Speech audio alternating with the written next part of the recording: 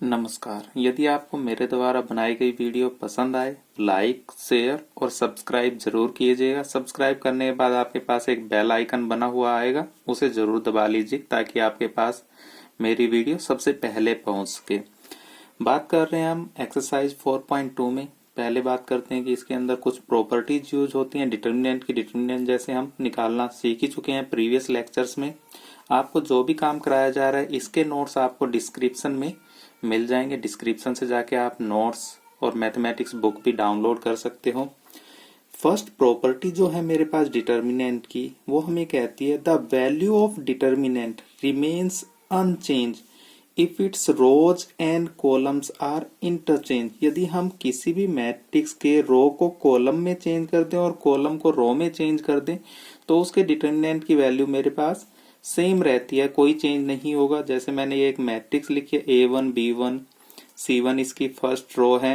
अगर मैं इसे कॉलम में चेंज कर दूं तो ये A1 B1 C1 और सेकंड आपका कॉलम होगा A2 B2 C2 A3 B3 C3। यानी कहने का मतलब ये है कि आप यदि A का डिटर्मिनेंट निकालिए या फिर A ट्रांसपोज का डिटर्मिनेंट निकालिए, दोनों का डिटर्मिनेंट हमेशा सेम आता है। जैसा कि आप एग्जाम्पल नंबर 6 में देख ही पा रहे हो कि यहाँ पे एक डेल्टा दे रखी है 3x3 ऑर्डर की मैट्रिक्स। पहले इसे एक्सपेंड किया जा रहा है रो 1 से। इसके बाद हमने क्या किया कि इसकी रो को कॉलम में चेंज कर दिया। हमारे पास बना डेल्टा 1 और फिर डेल्टा 1 को एक्सपेंड किया हमने इसके फर्स्ट कॉलम से। तो आप देख पा रहे हो कि इन दोनों के आंसर क्या आ रहे हैं, सेम आ रहे हैं। चाहे आप किसी भी रो से एक्सपेंड कीजिए और किसी भी कॉलम से एक्सपेंड कीजिए, उससे डिटर्मिनेंट पे कोई फर्क नहीं पड़ेगा। डिटर्मिनेंट की सेकंड प्रॉपर्टी हमें कहती है इफ एनी टू रोज और कॉलम, या तो दो रो या फिर दो column of a determinant are interchange, यानी आपस में बदल दिए जाएं, then sign of determinant is change. तो उसका साइन क्या हो जाएगा, चेंज हो जाएगा। जैसे मैं यहाँ पे क्या ऑपरेशन अप्लाई करने जा रहा हूँ कि मैंने R1 और R2 को इंटरचेंज कर दिया है। ये आपके पास इंटरचेंज का सिंबल होता है कि R1 को R2 कर दिया और R2 को R1 कर दिया। तो यहाँ पे हम देखते हैं तो मेरे पास क्या होगा कि उनके आगे साइन चेंज हो जाएगा, माइनस आ जाएगा। यहाँ पे minus A2 B2 C2 A1 B1 C1 A3 B3 C3। यानी हम कोई भी दो रो को चेंज करें या फिर कोई दो कॉलम को चेंज करें आपस में, तो मेरे पास क्या आ जाएगा, उसके सामने माइनस का साइन आ जाएगा। आप यहाँ से इसको भी एक्सपेंड करके देख सकते हो। जो इसका डिटर्मिनेंट बनेगा और जो इसका डिटर्मिनेंट बनेगा उसके अंदर माइनस का डिफरेंस होगा हमारे पास। जैसा कि आप एग्जाम्पल नंबर 7 में देख ही पा रहे होगे कि हमने पहले क्या किया, इसका डिटर्मिनेंट इवेल्युएट कर लिया। चाहे आप किसी भी रो से एक्सपेंड करो या किसी भी कॉलम से, इसका डिटर्मिनेंट आ रहा है -28। इसके बाद हमने क्या किया, R2 और R3 को आपस में इंटरचेंज कर दिया, तब हमारे पास डेल्टा 1 डिटर्मिनेंट बना है। इसको फिर से हमने एक्सपेंड किया अलोंग फर्स्ट रो, तो हमें देखते हैं कि हमारे पास ये वैल्यू कितनी आई है। इसको इवेल्युएट करने के बाद 28। तो ये हमारे पास प्रॉपर्टी सेकंड को वेरीफाई कर रहा है। यदि हम किन्हीं भी दो रोज को चेंज करेंगे, आपस में इंटरचेंज करेंगे, तो उनके सामने मेरे पास माइनस का निशान आ जाएगा। Property 3, if any two rows और column of a determinant are identical then the value of determinant is 0। यानी मेरे पास किसी भी डिटर्मिनेंट की या तो दो रो, जैसे इस फर्स्ट एग्जांपल में आप देख सकते हो रो 1 एंड रो 3 बिल्कुल सेम है, इनके कोरस्पॉन्डिंग एलिमेंट सेम होने चाहिए। तो इसके डिटर्मिनेंट को आप जब सोल्व करोगे तो इसकी वैल्यू कितनी आएगी, 0। आप इसे इवेल्युएट कर सकते हो R1 से R2 से या R3 से, आपकी मर्जी है। C1 से एक्सपेंड करो, C2 से या C3 से, इसकी वैल्यू आपके पास 0 बनेगी। यदि मैं एक और डिटर्मिनेंट लूं, इसके अंदर आप देख ही पा रहे होगे कि आपके पास C2 और C3 दोनों के दोनों क्या है, आइडेंटिकल है, सेम है। तो इसके डिटर्मिनेंट की वैल्यू भी क्या बनेगी, 0 आएगी मेरे पास। जैसा कि एग्जांपल 8 में हमें क्लियरली दिखाई दे रहा है कि रो 1 और रो 3 दोनों की दोनों आइडेंटिकल हैं, कोरस्पॉन्डिंग एलिमेंट सेम है, इसका डिटर्मिनेंट इवेल्युएट करके देखा गया तो क्या बन रहा है मेरे पास 0। प्रॉपर्टी 4 हमें ये कहती है कि मेरे पास यदि कोई डिटर्मिनेंट दे रखा है और उसके बाहर k पड़ा है, अगर मैं k को मल्टीप्लाई करूं इसके अंदर तो मेरे पास जो इस डिटर्मिनेंट की वैल्यू आएगी k_a_1 k_b_1 k_c_1 a2 b2 c2 a3 b3 c3 ये दोनों वैल्यूज आपके पास इक्वल होंगी। सिर्फ एक रो से मल्टीप्लाई करना है आपको, जबकि मैट्रिक्स में क्या करते थे कि हर एक एलिमेंट से मल्टीप्लाई होता है, लेकिन डिटर्मिनेंट में क्या होगा, सिर्फ आपके पास एक रो से मल्टीप्लाई कर सकते हो या आपकी मर्जी है किसी एक कॉलम से मल्टीप्लाई कर सकते हो। अगर मैं चाहूं तो इस एलिमेंट को क्या किया जा सकता है, मल्टीप्लाई किया जा सकता है सेकंड रो से या फिर थर्ड रो से। यहाँ पे मैंने थर्ड रो से मल्टीप्लाई कर दिया इसे, तो इनकी वैल्यू आपके पास सेम रहेगी। या आप चाहो तो इस के को क्या कर सकते हो, किसी भी एक कॉलम से मल्टीप्लाई कर सकते हो। अगर मैं यहाँ पे फर्स्ट कॉलम से मल्टीप्लाई कर दूं इसे, तो इनकी आपके पास वैल्यू क्या होगी, सेम रहेगी। सिर्फ आपको करना क्या है, अगर आपको k इंटू डिटर्मिनेंट दे रखा है कोई वैल्यू, तो k आपके पास या तो फर्स्ट रो से मल्टीप्लाई होगा या सेकंड से या थर्ड से या फिर फर्स्ट कॉलम से, सिर्फ एक से मल्टीप्लाई होगा। वो हर एक एलिमेंट से मल्टीप्लाई नहीं होगा। यहाँ पे या तो एक रो से कर सकते हो किसी भी, या एक कॉलम से कर सकते हो, किसी भी एक कॉलम से मल्टीप्लाई कर सकते हो। ये सभी वैल्यूज आपके पास इक्वल रहेंगी। जैसा कि आप एग्जाम्पल नंबर 9 में देख ही पा रहे होगे कि हमें इस डिटर्मिनेंट को इवेलुएट करना है। इसके लिए क्या किया गया, जो आपके पास फर्स्ट रो का फर्स्ट एलिमेंट है 102 को लिखा जा सकता है 6 इंटू 17, 18 को लिखा जा सकता है 6 इंटू 3 एंड 36 को लिखा जा सकता है 6 इंटू 6। तो यहाँ से क्लियरली आपके पास क्या है कि आपके पास फर्स्ट रो से 6 कॉमन आ जाएगा। 6 कॉमन आने के बाद आपके पास जो फर्स्ट रो बचेगी 17, 3 एंड 6। और यहाँ से आप देख ही पा रहे हो कि जो आपके पास फर्स्ट रो और थर्ड रो हैं वो दोनों की दोनों आइडेंटिकल बन गई है। तो इस डिटर्मिनेंट की वैल्यू क्या आ जाएगी, 0। हमने यहाँ पे प्रॉपर्टी 3 एंड 4 यूज की है। इन दोनों प्रॉपर्टीज को यूज करें क्योंकि मेरे पास जब भी दो रो या दो कॉलम आइडेंटिकल बन जाते हैं, यहाँ पे R1 और R3 आपके पास आइडेंटिकल बन गए हैं, तो इसलिए इस डिटर्मिनेंट की वैल्यू क्या आ गई है आपके पास, 0। प्रॉपर्टी नंबर 5 हमें बताती है यदि मेरे पास कोई भी रो दो दो के सम में लिखी हुई है ना ये, तो इसको आप डिटर्मिनेंट को इक्वल टू में एक्सप्रेस कर सकते हो टू डिटर्मिनेंट्स के सम में। जो फर्स्ट डिटर्मिनेंट बनेगा आपके पास, फर्स्ट कॉलम ये रहेगा, सेकंड कॉलम ये और थर्ड कॉलम आपके पास ये बनेगा। और जो सेकंड वाला डिटर्मिनेंट है उसका फर्स्ट कॉलम ये वाले एलिमेंट्स, सेकंड कॉलम ये वाला एलिमेंट्स और थर्ड कॉलम ये वाला एलिमेंट्स, और बीच में क्या आ जाएगा, प्लस का निशान। तो आप इस तरह से भी एक्सप्रेस कर सकते हो। दोनों डिटर्मिनेंट को आप इवेल्युएट करके देखोगे तो इनकी वैल्यूज आपके पास क्या आएगी, सेम रहेगी। जैसा कि आप एग्जाम्पल नंबर 10 में देख भी पा रहे होगे, यहाँ पे जो आपके पास R2 बन रही है सेकंड रो, ये दो दो एलिमेंट्स के सम में लिखी हुई है। तो इसको ब्रेक कर लेते हैं। तो मेरे पास पहले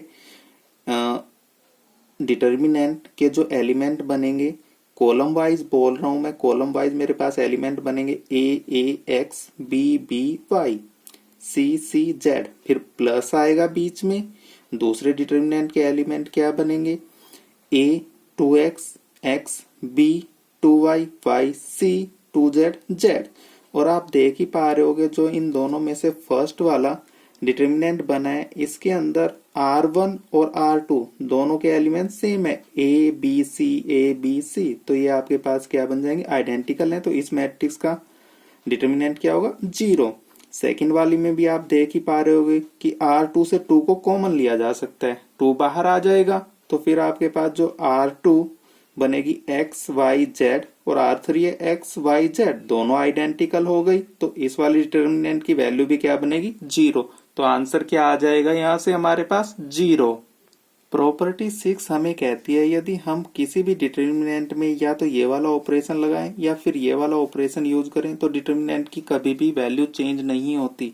जैसे ये वाला ऑपरेशन हमें बताता है कि हम अगर ऐसा कोई ऑपरेशन लगाते हैं R1 इज रिप्लेस बाय, सबसे पहले आपको R1 ही लिखना है उसके बाद आप प्लस यूज कीजिए या माइनस यूज कीजिए, कोई फर्क नहीं पड़ेगा, k टाइम्स ऑफ R3। तो मेरे पास जो ये डिटर्मिनेंट होगा, इस डिटर्मिनेंट की वैल्यू पे कोई फर्क नहीं पड़ेगा, डिटर्मिनेंट की वैल्यू सेम रहेगी। तो ये क्या बन जाएगा, A1 प्लस KC3।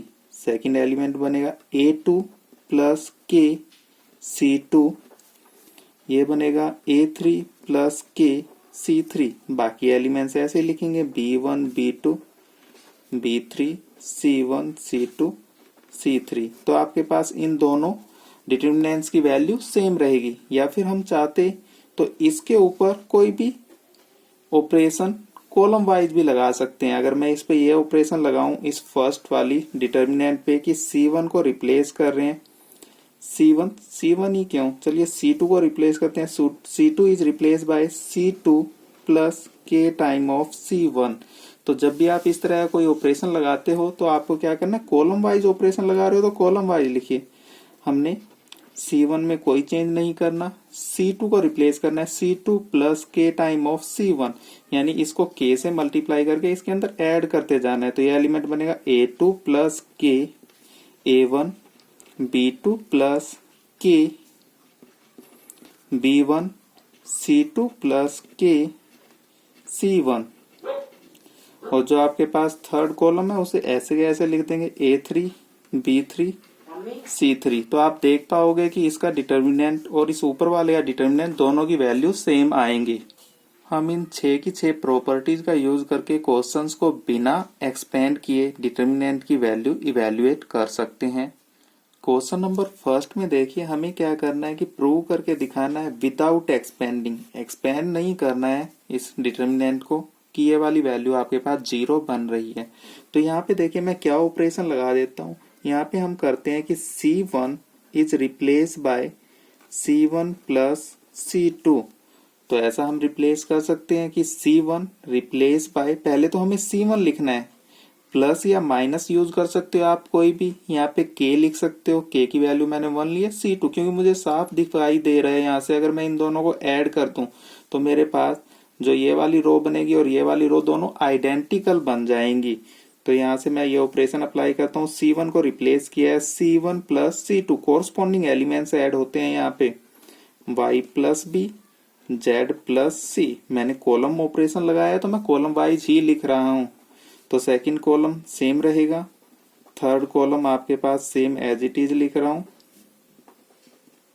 तो यहाँ से मेरे पास क्या आ गया कि आपके पास C1 and C3 are identical, दोनों आइडेंटिकल हैं, दोनों सेम हैं। तो इसलिए इस डिटर्मिनेंट की वैल्यू क्या बन जाएगी, 0। आप चाहो तो इसे इक्वल टू डेल्टा मान सकते हो, ये भी इक्वल टू डेल्टा माना जा सकता है। अब देखिए आपके पास जो सेकंड क्वेश्चन दे रखा है, सेकंड क्वेश्चन को भी सोल्व कर देते हैं। सेकंड क्वेश्चन में ये दे रखा है आपको बिना एक्सपेंड किए दिखाना है कि ये 0 बनेगा। मैं यहाँ पे क्या करता हूँ, आप यहाँ से ध्यान से देखिए, अगर मैं इन तीनों रोज को या तीनों कॉलम्स को, आपकी मर्जी है, सम कर दूं तो मेरे पास देखिए क्या बनेगा, A माइनस बी प्लस का B minus C plus C minus A से A कट जाएगा, B से B, C से C, तो 0 बन जाएगा। आपकी मर्जी है, चाहे तो आप ये वाला ऑपरेशन यूज कीजिए कि R1 is replace by R1 plus R2 plus R3, यानी हमने तीनों रोज को एड अप कर दिया है R1 के अंदर। तो मेरे पास क्या वैल्यू बनेगी यहाँ पे, A minus B plus R1 को रिप्लेस किया R1 प्लस R2 लिखेंगे, यहाँ R2 की वैल्यू है B minus C plus R3 की वैल्यू है C माइनस A। ये फर्स्ट एलिमेंट बना है। जो इसका सेकंड एलिमेंट बनेगा इनको ऐड अप करके लिख देना है, यहाँ B minus C plus C minus A plus A minus B। ये सेकंड एलिमेंट बना है। तो लिख देता हूं ऊपर जो इसका थर्ड एलिमेंट बन रहा है, थर्ड एलिमेंट क्या बनेगा यहाँ से, C minus A plus A minus B plus B minus C। तो आप देख ही पा रहे होगे कि ये वाले A इससे कट गया, C इससे C से कट गया, B इससे कट गया, 0 बन गया। इसी तरह ये वाले सभी एलिमेंट भी आपके पास कैंसिल आउट हो जाएंगे और ये आपके पास जो थर्ड में आ रहे हैं ये वाले एलिमेंट भी सभी कैंसिल आउट हो जाएंगे, तो सभी वैल्यू 0 बनेगी। नीचे वाले एलिमेंट एज इट इज लिख देने हैं। यहाँ पे आएगा b माइनस सी, सी माइनस ए, सी माइनस ए माइनस बी, और जो आपके पास ये थर्ड वाली कॉलम बन रहा है इसके एलिमेंट होंगे a minus B, b minus C, और बाद में डिटर्मिनेंट का निशान। यहाँ से इनको कैंसिल आउट करने के बाद आपके पास क्लियरली वैल्यू क्या बनेगी, यहाँ पे 0 0 0। बाकी एलिमेंट एज इट इज लिखेंगे।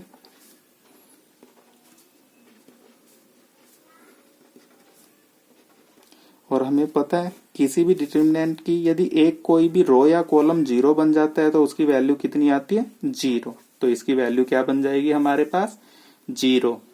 क्वेश्चन नंबर 3 के लिए देखिए क्या कर सकते हैं हम चाहते हैं कि कोई भी हमारे पास 2 रो या 2 कॉलम आपके पास आइडेंटिकल बन जाए, या फिर कोई एक रो हमारे पास 0 बन जाए। तो इसके लिए यदि मैं ये ऑपरेशन यूज करूं कि C1 इज रिप्लेस बाय, तो सबसे पहले आपको C1 लिखना है। प्लस या माइनस में आप कुछ भी लिख सकते हो। यहाँ पे लिख रहा हूं मैं 9C2। क्यों लिख रहा हूँ, क्योंकि 9 से मल्टीप्लाई करेंगे तो कितना बनेगा 63, और प्लस में 2 हो जाएगा 65। तो ये कितना बन जाएगा 65। ये एलिमेंट भी आपके पास ऐसे ही हो जाएंगे। तो ये वैल्यू बनेगी मेरे पास 2 प्लस 9। C2 की वैल्यू है यहाँ पे जो आपके पास कॉलम 2 का ये वाला एलिमेंट है 7। नेक्स्ट बनेगा ये 3 प्लस 9 इंटू 8, 5 प्लस 9 इंटू 9। और आपको जो सेकंड कॉलम है ऐसे कैसे लिखना है, थर्ड कॉलम को भी एज इट इज लिखना है। अब इनको सम अप करके देख लेते हैं कि इनकी वैल्यूज कितनी आ रही है। ये वैल्यू बन गई 63, 9 8 जा 72 और 3 75, 9 9 जा 81 और 5 86, और ये हो गया 7 8 9। बाकी को एज इट इज लिख रहे हैं। अब आप यहाँ से क्लियरली देख ही पा रहे होगे जो आपके पास कॉलम 1 और कॉलम 3 है क्या बन गए, identical. C1 and C3 are identical, दोनों सेम बन रहे हैं, तो इसलिए इस डिटर्मिनेंट की वैल्यू क्या बन जाएगी, 0। देखिए क्वेश्चन नंबर 4 में भी हमें विदाउट एक्सपेंड किए इस डिटर्मिनेंट की वैल्यू प्रूव करके दिखानी है 0। इनमें से एक सॉल्यूशन ये हो सकता है कि मैं यहाँ पे C3 को रिप्लेस कर दूं C3 प्लस C2 से।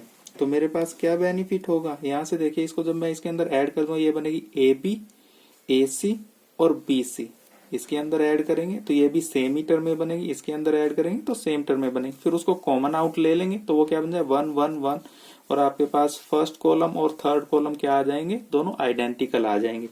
तो ये ऑपरेशन इंप्लीमेंट करते हैं। First column as it is लिखा, सेकंड कॉलम के अंदर भी कोई चेंज नहीं कर रहे। थर्ड वाले कॉलम में क्या करना है, मैं इनकी मल्टीप्लाई और साथ साथ करके लिख देता हूँ। ये बना AB plus AC plus BC।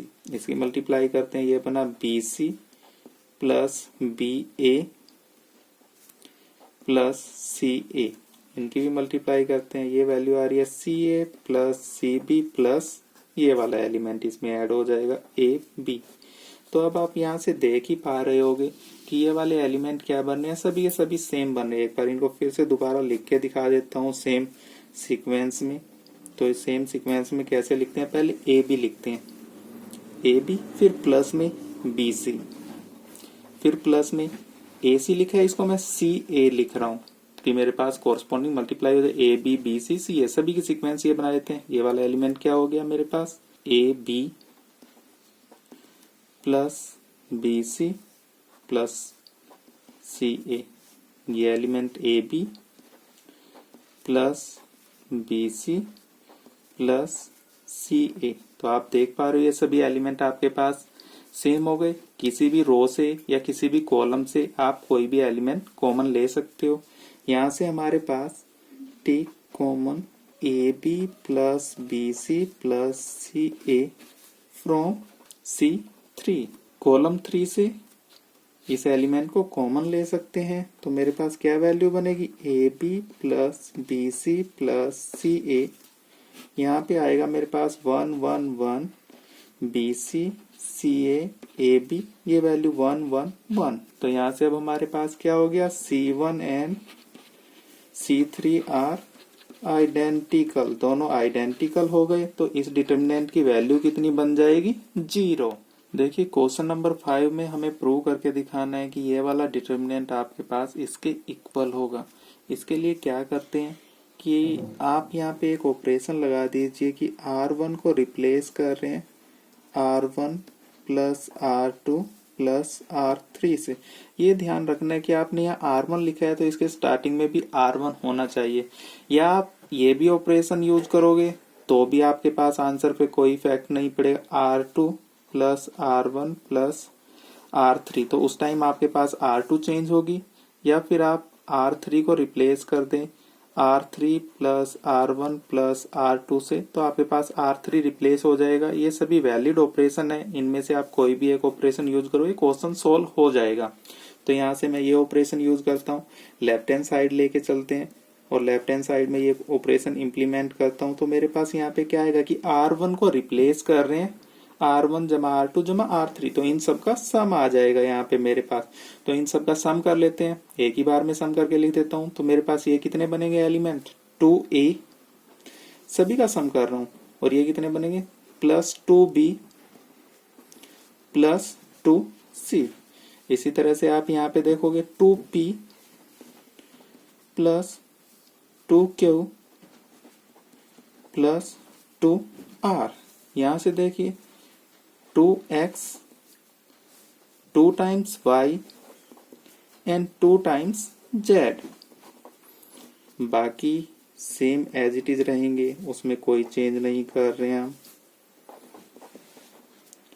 अगर आप रो ऑपरेशन लगाते हैं तो कोशिश कीजिए कि रो वाइज ही लिखा जाए।